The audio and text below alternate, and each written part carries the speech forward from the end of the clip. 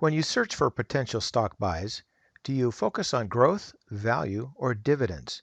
If you don't focus on dividends, then you may be missing out because continuously increasing dividends is a great identifier of an excellent business, which usually translates to an excellent investment.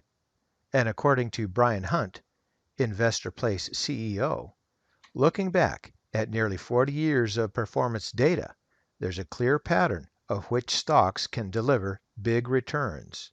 So, let's take a look.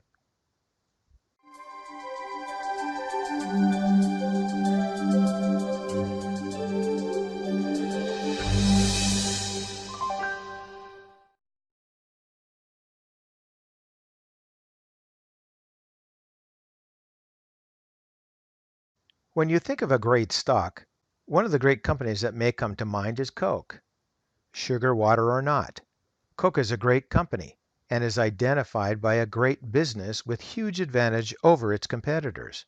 And one of those advantages is that it pays a steady and rising dividend. Many of the other great companies are also likely identified by strong dividends.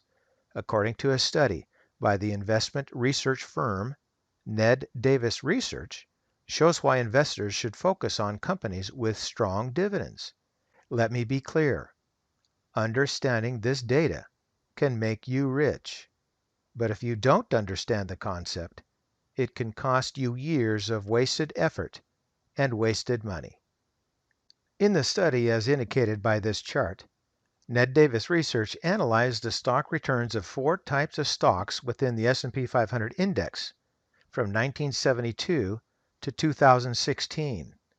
Ned Davis Research placed each S&P 500 stock into one of 4 general categories as explained here.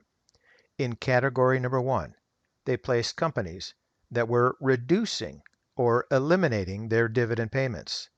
And this category is represented at the far right of the chart with the red bar. In category number 2, they placed companies that didn't pay dividends. And this category is represented as the second from the right of the chart with the blue bar. In the third category, they placed companies that were paying dividends, but not increasing them.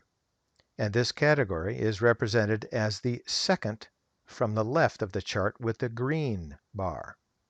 And in category number 4, they placed companies that were paying dividends, and the dividends were increasing. And this category is represented by the first on the left of the chart with the purple bar. Essentially, the stocks are categorized based on their dividend policy. And based on the returns, the 2 far right categories are poor performers. The category that is second from the left is reasonable, while the first category is clearly the best. And as shown in the table, the companies that paid growing dividends returned an average of 9.86% per year.